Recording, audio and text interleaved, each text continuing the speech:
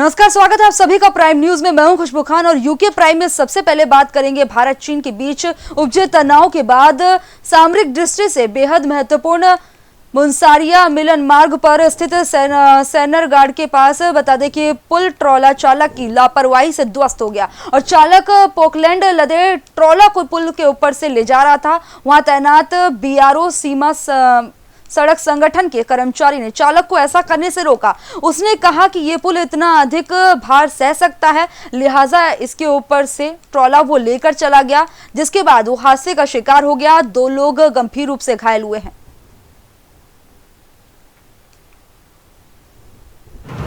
दो में से 2 मरीज आए हैं और इन दोनों में से एक मरीज की जो हालत है वो गंभीर है, वो अनकॉन्शियस है, होश में नहीं है। इसको सर की चोट में ज़्यादा गंभीर चोटें लगी है, इस कारण से इसको प्राइमरी ट्रीटमेंट दे दिया गया है, जो भी प्रेशर बैंडेजिंग करके इसको आगे रेफर किया जा रहा है। तो दूसरा मरीज जो ये है, इसको ये होश में है, लेकिन सर की दोनों की सीटी की जाँच होना जरूरी है। तो बात ना मानना, देख सकते हैं कितना भारी पड़ गया। 2 लोग घायल हो गए, जिसमें से एक की हालत गंभीर बनी हुई है। खबरों में आगे बढ़ते हैं और बात करते हैं सीमा विवाद खड़ा करके नेपाल ने भारत से दूरी तो बना ली है, लेकिन अब नेपाल अन्य जरियों से भी भारत विरोधी रुख तेज कर रहा है। खासकर बॉर्डर इलाकों में नेपाली एफएम रेडियो भारतीयों की भावनाओं को लगातार आहत कर रहे हैं और उत्तराखंड का बॉर्डर डिस्ट्रिक्ट पिथौरागढ़ का अधिकांश हिस्सा नेपाल से लगा हुआ है। ऐसे में यहाँ के लोगों को नेपाली एफएम रेडियो में आए दिन भारत विरोधी समाचार और गाने सुनने को मिल रहे हैं। दरअसल नेपाली रेडियो के प्रसारण में लिपुलेख और कालापानी का दावा जताते हुए भारत विरोधी गाने और समाचार पेश किए जा रहे हैं। असल में पिथौरागढ़ जिले से नेपाल के दार्चुला और बेतड़ी जिले मिलते हैं और फिलहाल दार्चुला जिले में 8 एफएम रेडियो संचालित हो रहे हैं, जबकि बेतड़ी से 4 ये एफएम रेडियो 10 से 18 घंटे तक संचालित हो रहे हैं। वहीं सूचना, समाचार और मनोरंजन पर आधारित सभी एफएम रेडियो में हर घंटे 5 से 10 मिनट के बीच न्यूज बुलेटिन प्रसारित किए जाते हैं, जबकि अधिकांश समय मनोरंजन के कार्यक्रम प्रसारित किए जाते हैं। और गाना सुनकर लोग आहत हो रहे हैं, क्योंकि इसमें भारत विरोधी समाचार सुनाए जा रहे हैं, भारत विरोधी ये गाने हैं। भारत से सटे इलाकों में नेपाल की ये चालबाजी है। लगातार जो है नेपाल अब देखा जा रहा है दगाबाजी कर रहा है और अलग अलग हथकंडे अपना रहा है। ऐसे में क्योंकि कुछ जगहें जो भारत की सीमा में आती हैं, पिथौरागढ़ से जुड़ती हैं, वहां पर नेपाली गाने जो हैं वो प्रसारित होते हैं एफएम के जरिए, और उनके जरिए दिखाया जा रहा है कि भारत विरोधी वो गाने और इसी के साथ भारत विरोधी समाचार आए दिन पढ़े जा रहे हैं। कहना चाहते हैं कि जो अराजकता फैला रहे हैं, जो नेपाल के अंदर इस तरीके का भारत का विरोध कर रहे हैं, हम उसका घोर विरोध करते हैं। हमारा रोटी बेटी का सवाल है। हम लोग हमेशा भारत के साथ, नेपाल का जो है आंगन भारत है और भारत का आंगन नेपाल है। उसको नेपाल के लोगों को, जो कम्युनिस्ट पार्टी है, चाइना ने जो उनको एक पुश कर रखा है, उसकी वजह से भारत से संबंध खराब करना चाहते हैं। हम चाहते हैं कि वो संबंध जो है हमारा भारत और नेपाल का रोटी बेटी का जो सवाल है, जो संबंध है, वो बरकरार रहे। और हमें जो इस तरीके के अराजकता और इस तरीके से गाने में वो सुना रहे हैं, ये चीज़ें जो है हम उसका घोर विरोध करते हैं। और नेपाल को अपनी ये मानसिकता छोड़नी चाहिए, क्योंकि हमारे जो है नेपाल और भारत का रोटी बेटी का रिश्ता है और यहाँ हमारे ये काफ़ी रंग लोग भी रहते हैं और यहाँ शादी ब्याह चलते हैं। हर ओकेजन पे हम हर चीज़ शेयर करते हैं, तो फिर हमें आराम से और आसानी से रहना चाहिए और भाई बंधुत्व के साथ रहना चाहिए। जो बंधुत्व की भावना पहले से है वो कायम रहनी चाहिए। मित्र राष्ट्र नेपाल में विविध प्रकार के सोशल मीडिया में, व्हाट्सएप, फेसबुक में भारत के खिलाफ काफ़ी आपत्तिजनक चीज़ें देखने को मिल रहा है और काला पानी के संबंध में कई चीज़ें प्रचारित किया जा रहा है जो भ्रामक है। और काला पानी के बारे में उनके एफएम रेडियो स्टेशन में गाने का भी प्रसारित किए जाते हैं। हालांकि रेडियो स्टेशनों में उतने ज़्यादा भड़काऊ भाषण नहीं है, लेकिन सोशल मीडिया में काफ़ी ज़्यादा भड़काऊ। इससे जो है धरातल पर, जहाँ पर भारत नेपाल के रोटी बेटी के रिश्ते हैं, हम लोग आपस में घुले मिले हैं, इस समय जो है लोगों के प्रति नकारात्मक भावना फैलेगी।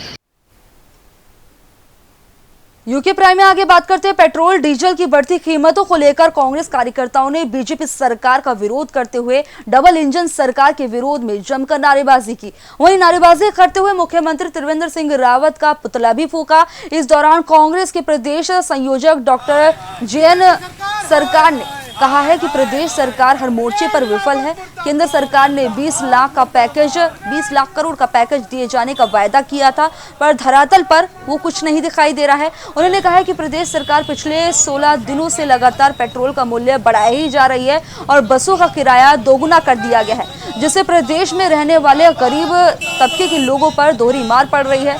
और आप तस्वीरों में आप देख सकते हैं कि प्रदेश के मुख्यमंत्री त्रिवेंद्र सिंह रावत का कांग्रेस के कार्यकर्ताओं ने पुतला जलाकर विरोध किया है। पेट्रोल डीजल की दाम बढ़ने से नाराज है कार्यकर्ता। कांग्रेसियों ने सीएम त्रिवेंद्र सिंह रावत का पुतला फूका, जिसकी तस्वीरें आपको दिखा रहे हैं। और इसी के साथ कांग्रेस के कार्यकर्ताओं ने कहा है कि प्रदेश सरकार हर मोर्चे पर विफल रही है। पिछले 16 दिनों में लगातार कीमतें तेल की बढ़ रही हैं और ऐसे में एक तरफ कोरोना की वजह से लोगों का कामकाज पूरी तरह से ठप पड़ा है, वहीं किराया भी बढ़ा दिया गया है बसों का, और दूसरी तरफ पेट्रोल डीजल के दाम लगातार 16 दिन बढ़े हैं, जिससे लोगों में अब रोष देखा जा रहा है। खासकर के कांग्रेस के कार्यकर्ता अब सरकार का लगातार विरोध कर रहे हैं।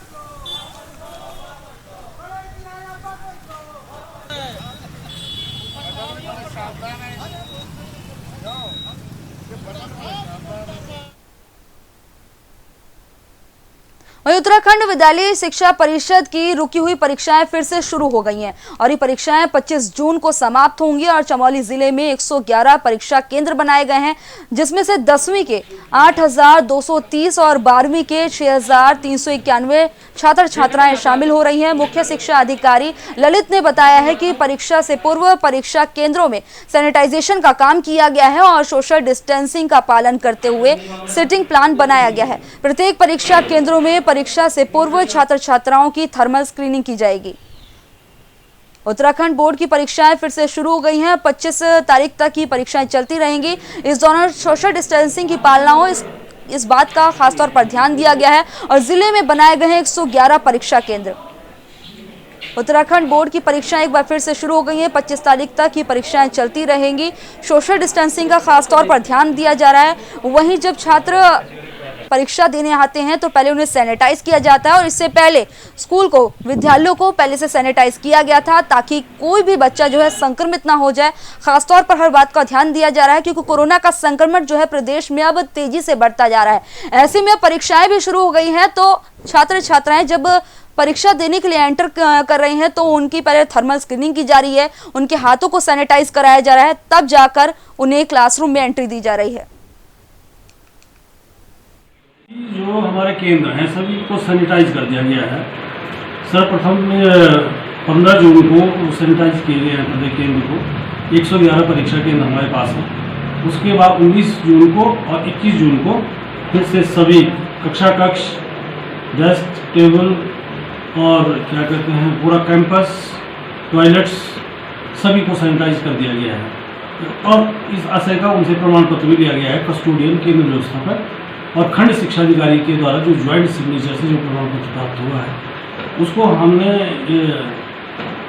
निदेशालय को भी प्रेषित कर दिया है इसकी सूचना, और साथ ही साथ जिलाधिकारी महोदया को भी उससे अवगत करा दिया गया है। खबरों में आगे बात करते हैं देहरादून में पूर्व शिक्षा मंत्री प्रसाद नैथानी ने राज्य सरकार से बेसिक कक्षाओं से लेकर बता दें कि आगे तक की शिक्षाओं को योग शिक्षाओं की नियुक्ति की मांग की है। साथ ही उन्होंने सरकार पर योग की उपेक्षा का आरोप लगाते हुए सवाल उठाते हुए कहा है कि सरकार योग के नाम पर दावे तो बहुत बड़े बड़े करती है, लेकिन जमीनी हकीकत बिल्कुल अलग है। प्रदेश में हजारों योग प्रशिक्षित बेरोजगार हैं और लंबे समय से वो नियुक्ति की मांग कर रहे हैं, लेकिन स्कूलों में योग शिक्षिकाओं को नियुक्ति के प्रस्ताव धूल चाटते हुए दिखाई दे रहे हैं, धूल फांकते हुए दिखाई दे रहे हैं।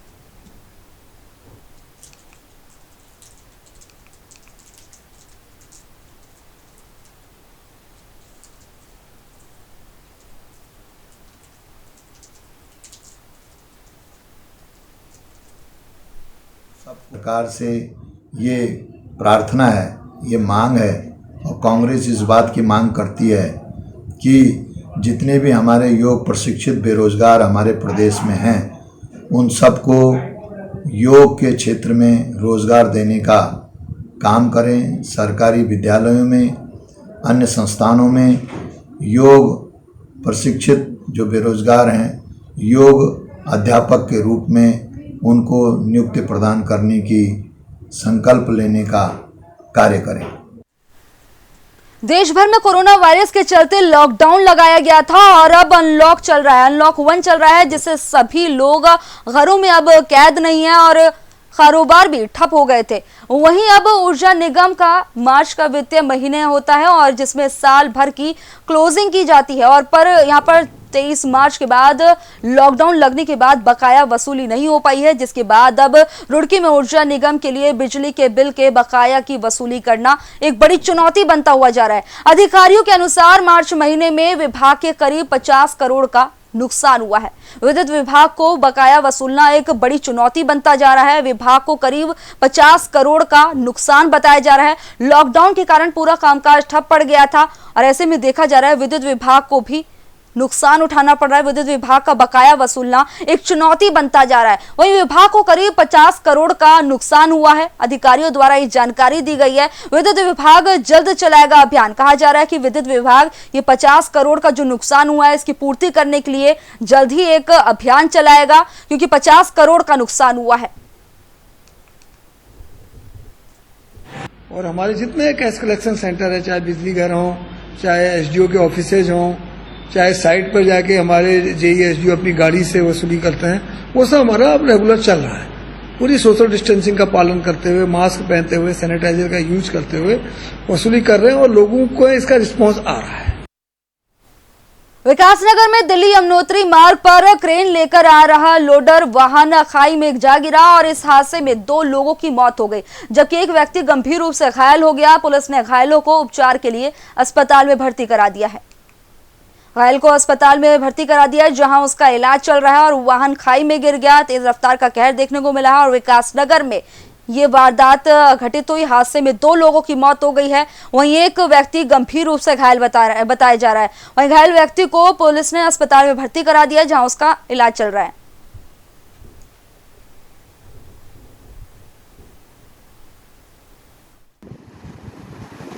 आज करीब 1:30 बजे दिन में सूचना प्राप्त हुई थी कि ये जुड्डो लखवाड़ मार्ग पर एक क्रेन दुर्घटनाग्रस्त हो गई थी। फिर हम लोग यहाँ से फोर्स के साथ गए थे वहाँ पे, तो जुड्डो से करीब आधा किलोमीटर आगे मेन रोड से एक क्रेन जो एक बोलेरो गाड़ी को नैनबाग टिहरी से टो करके ला रही थी, वो मुख्य सड़क से नीचे खाई में गिर गई थी करीब 200 मीटर। तो क्रेन में 3 लोग जो बैठे हुए थे उनमें से एक तो गंभीर रूप से घायल हुआ है, जिसको वहाँ पे स्थानीय लोगों द्वारा की मदद से हम लोगों ने निकाल के उसको देहरादून हॉस्पिटल भिजवा दिया था। बाकी 2 लोगों की मौके पे डेथ हो गई थी, जिनके शवों को कब्जे में लेके उनको मोर्चरी विकासनगर भेजा गया है। उनके परिजनों को सूचित किया गया है। परिजनों के पहुँचने पर पोस्टमार्टम पंचायतनामा की कार्रवाई की जाएगी। वहीं रुड़की आईआईटी एक बार फिर से चर्चा में आ गया और इस बार संस्थान के एक वरिष्ठ सहायक पर बैंक के जरिए ठगी की कोशिश करने का मामला सामने आया, जिसकी शिकायत आईआईटी प्रबंधन ने पुलिस से की है। फिलहाल घटना से आईआईटी प्रबंधन में हड़कंप मचा हुआ है। वहीं आईआईटी प्रबंधन ने जांच में सहयोग देने का वादा भी किया है और वहीं पुलिस को दी गई तहरीर में आईआईटी के रजिस्ट्रार प्रशांत गर्ग ने बताया है कि वरिष्ठ सहायक ने विभागीय पत्र पर संस्थान के अधिकारियों के हस्ताक्षर कराने के बाद 5,31,677 रुपए अपने निजी खाते में डालने के लिए बैंक में जमा किए हैं। वहीं पुलिस ने आईआईटी वरिष्ठ सहायक के साथ बैंक मैनेजर के बयान भी दर्ज कर लिए। आपको बता दें कि आईआईटी रुड़की पहले भी कई मामलों को लेकर चर्चा में बना हुआ था।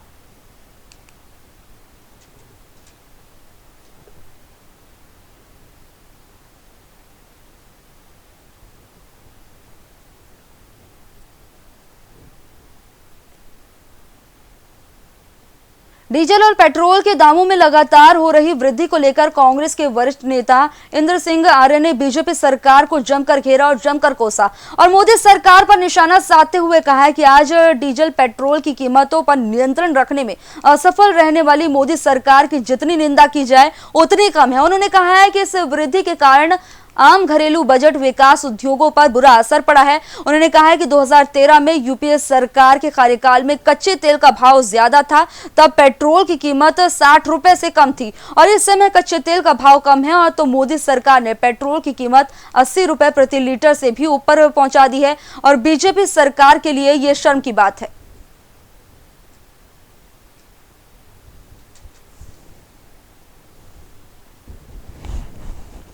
जो हमारी इसमें जो करा रही है वर्चुअल उसमें गलत कराना है। इसमें तो दैट अगर स्वास्थ्य सेवा में वेंटिलेटर बढ़ाते जाए और कुछ घर घर जा कर के और टेस्टिंग किया जाए, उसमें टेस्ट में काम करा जाए तो उसमें बेहतर रहेगा।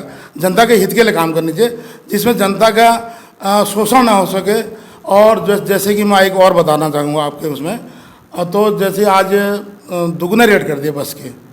अब बताओ जनता, अगर कोई लेबर आदमी अगर कहीं काम करने जाता है तो आज दुगने पैसे जाता है, उसकी तो दिहाड़ी चले गई, ना वो घर का रहा ना घाट का रहा। आम जनता के लिए तो बिल्कुल परेशान कर दिया है, ये रेट बढ़ा दिए हैं, इसमें हम बिल्कुल विरोध करते हैं।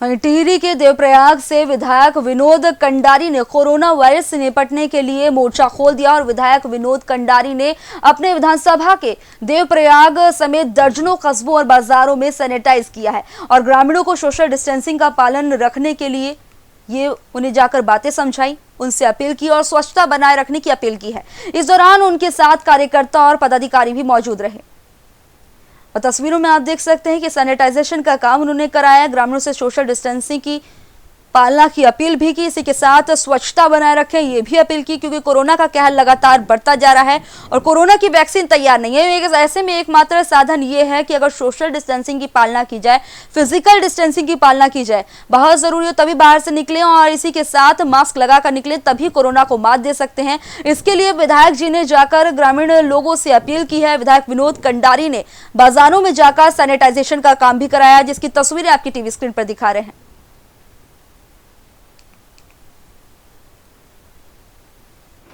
कल हमने कृतनगर नगर पंचायत क्षेत्र में और चौराहा क्षेत्र में कल हमने छिड़काव किया, सैनिटाइज किया और आज हमने जो है भगवान हो गया, दलूड़ी खाल हो गया, जामनी खाल हो गया, अपना हिंडोला खाल हो गया, आमड़ी हो गया, महर जाली हो गया और अपना देवप्रयाग बाजार हो गया।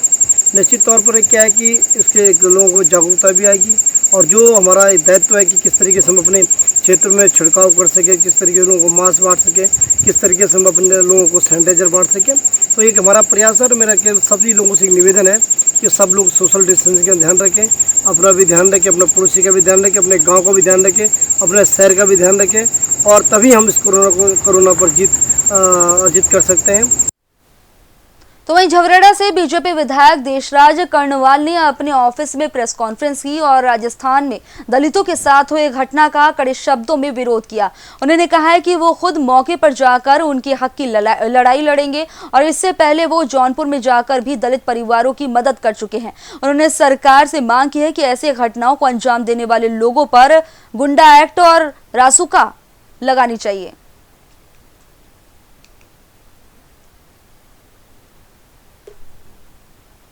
देखिए, नरेंद्र मोदी जी की सरकार द्वारा 2015 में SC/ST एक्ट को मजबूत किया गया और 2019 में उस पर कानून बना दिया गया और कानून बना करके ये संदेश दिया कि प्रदेश की सरकारें उसको अमल करें। और उत्तर प्रदेश की भांति जिस तरह जौनपुर में योगी जी ने काम किया है, कारनामा किया है कि रासुका लगा करके, गुंडा एक्ट लगा करके उनको सलाखों के पीछे डाला है, इसलिए इस तरह और वहाँ पर तत्काल राहत पहुँचाने का काम योगी जी की सरकार ने किया है जौनपुर के अंदर। इसी प्रकार राजस्थान की सरकार भी वही काम करे, नहीं तो देशराज कर्णवाल पाली जिला जाकर के सुमेर थाने के अंतर्गत जो ये गांव है इसमें जाकर के संघर्ष करेगा और सरकार को मजबूर करेगा कि उत्तर प्रदेश की भांति राजस्थान सरकार भी कार्रवाई करे। खबर मसूरी से आ रही है। मसूरी में देहरादून मार्ग भूस्खलन के चलते आवागमन बाधित हुआ है और इस दौरान सड़क के दोनों ओर वाहनों की लंबी लंबी कतारें लग गई हैं। लोक निर्माण विभाग की तरफ से पहाड़ का कटान किया जा रहा है, जिसकी वजह से भूस्खलन हुआ है। वहीं इस पूरे मामले में ठेकेदार की लापरवाही सामने आई है, क्योंकि वो निकलने वाले मलबे को जंगल में डाल रहा है, जिससे बता दें कि बेशकीमती वनस्पत नष्ट हो रहा है।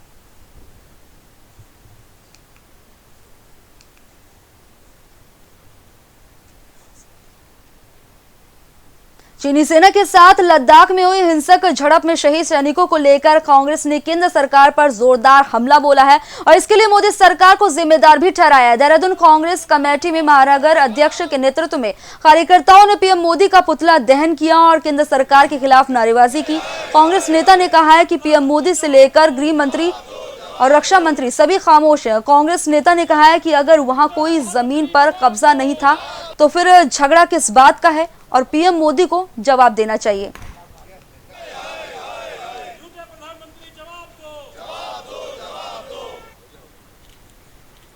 देखिए, देश के प्रधानमंत्री ने देश की अस्मिता के साथ विश्वासघात किया है, देश की संप्रभुता के साथ जो है धोखा दिया है और एक राजनयिक तरीके से उन्होंने हिंदुस्तान के आवाम के साथ धोखा किया है। उसको लेके आज हमने ये पुतला दहन यहाँ पे किया है, क्योंकि हम पूछना चाहते हैं प्रधानमंत्री जी से कि वो कह रहे हैं कि वहाँ पे कहीं भी अतिक्रमण नहीं हुआ है। अगर अतिक्रमण नहीं हुआ था तो हमारे 20 जो है जवानों की जो शहादत हुई है उसका वो जवाब दे, क्योंकि वो ये कहते हैं कि वहाँ पे सब स्थिति सामान्य है। अगर स्थिति सामान्य थी तो इस तरह की जो है वारदात वहाँ पे क्यों हुई है, इसका जवाब प्रधानमंत्री को, रक्षा मंत्री, गृह मंत्री को देना चाहिए।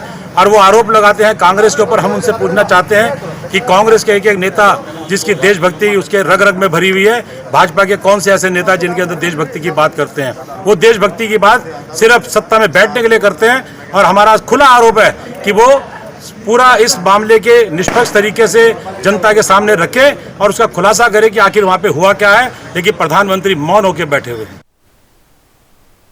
रुड़की में तेज रफ्तार का कहर देखने को मिला है। यहां उत्तम शुगर मिल के पास कार ने बाइक सवार को टक्कर मार दी, जिससे बाइक सवार की मौके पर ही दर्दनाक मौत हो गई। जबकि हादसे के बाद आरोपी ड्राइवर कार लेकर मौके से फरार हो गया। हादसे की सूचना पर पहुंची पुलिस ने युवक का शव पोस्टमार्टम के लिए भेज दिया और अज्ञात ड्राइवर के खिलाफ मुकदमा दर्ज कर लिया है और कार्रवाई शुरू कर दी है।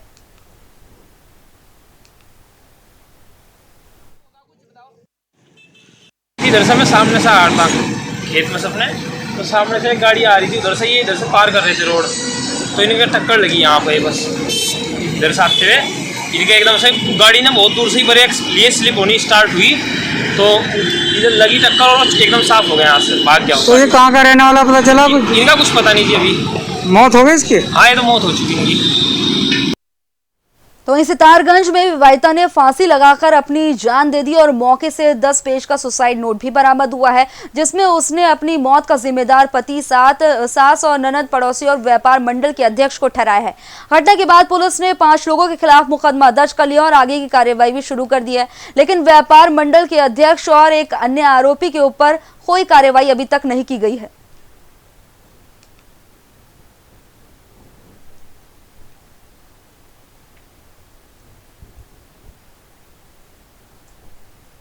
सुबह जब हुई तो संजय गोयल और मदन सुबह जाके अपनी जिम्मेवारी पे मेरी बेटी के साथ जाके दीपक को छुड़ा के लेके आए। कितनी सुबह? 15 तारीख।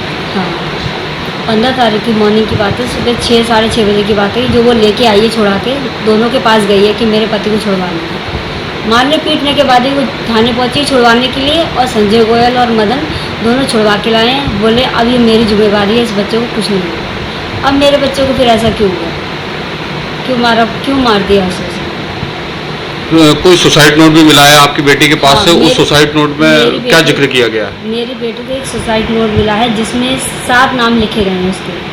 उसके नाम 7 लिखे गए हैं। किस किस के नाम है? रोहित, निशा, मेवाराम और पिंकी और क्या नाम था जिसका नाम ध्यान नहीं आ रहा, इसकी बीवी का नीलम है, इसकी वाइफ का नाम है पिंकी की, और संजय गोयल।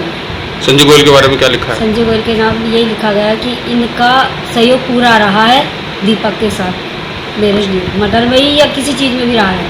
14 तारीख को 12:30 बजे मेरी बहन की कॉल आती है। मेरी बहन की कॉल आती है, मेरा फ़ोन साइलेंट था, मैं अपना फ़ोन नहीं उठा पाया। उसके बाद उसने मेरी मम्मी के फ़ोन पे सेल फ़ोन फ़ोन किया। मम्मी के फ़ोन पे बात करने के बाद मुझे ये पता चला कि दीपक मेरी बहन के साथ बहुत हाथापाई कर रहा है, हाथ पैर तोड़ने की कोशिश कर रहा था, गला दबाने की कोशिश कर रहा है। उसके पश्चात मेरी बहन जैसे तैसे जान बचा के बाहर की ओर भागी और पड़ोस के किसी बंदे का फ़ोन लेके, जिसका वो जेड बता रही थी, मुझे उसका नाम नहीं पता है, तो उसने उससे फ़ोन लिया। उसके द्वारा उसने मुझे कॉल करी थी। फिर वे बाहर की तरफ भागी और पुलिस द्वारा उन्हें पुलिस को सूचित किया कि मेरे साथ इस तरीके की घटना घटी है। तो पुलिस दीपक कुमार को आती है, उठा के थाने में ले जाती है। उसके पश्चात क्या कहते हैं, सुबह को मेरी बहन संजय गोयल और मदन जी के घर पे जाती है तथा उन्हें छुड़वा के लेके आती है दीपक को। उस दौरान एक राजीनामा होता है। राजीनामे के बाद दीपक 2 दिन के लिए मेरे घर से गायब हो जाता है। 17 तारीख को मुझे 9 साढ़े 9 बजे के बीच कॉल आता है कि मेरी बहन सुसाइड कर लिए। ये सितारगंज में एक विवाहिता के द्वारा ये सुसाइड किया गया था, जिसके आधार पर पुलिस ने धारा 304 के तहत में एफआईआर दर्ज कर ली है, क्योंकि घटनास्थल से एक कागज़ में एक नोट भी प्राप्त हुआ है। अब पुलिस के ये बताया जा रहा है कि उसका सुसाइड नोट है। अब पुलिस ने इसको इन्वेस्टिगेशन को शामिल कर लिया है, फॉरेंसिक की जांच के लिए भेजा जाएगा तथा उसके आधार पे जो भी आगे रिपोर्ट आती है उसके आधार पे आगे होता है। सर पूरे प्रकरण में एक 10 पेजों का पूरी एक क्राइम डायरी भी उसने लिखी है पूरी। उसमें मैं कह रहा हूँ ये जो भी उसके द्वारा लिखा हुआ है, जो भी चीज़ हमें मिली है वो उसको इन्वेस्टिगेशन में शामिल किया जाएगा, उसकी गहराई से इन्वेस्टिगेशन उसमें की जाएगी तथा FSL इसको भेजा जाएगा और उसके बाद में जो भी एविडेंस मिलेगा आगे कार्रवाई की जाएगी। गदरपुर में उद्योग व्यापार मंडल के व्यापारियों ने चाइनीज माल का बहिष्कार करते हुए चीन के राष्ट्रपति और चाइनीज निर्मित सामान को आग के हवाले किया और इस दौरान व्यापार मंडल के प्रदेश मंत्री के नेतृत्व में अन्य व्यापारियों ने गुलरभोज रोड पर चीन के खिलाफ जमकर नारेबाजी की और इस दौरान उन्होंने सभी दुकानदारों ने चाइनीज सामान की बिक्री नहीं करने की अपील की। साथ ही लोगों से अपील की है कि वो भी चाइनीज सामान ना खरीदें।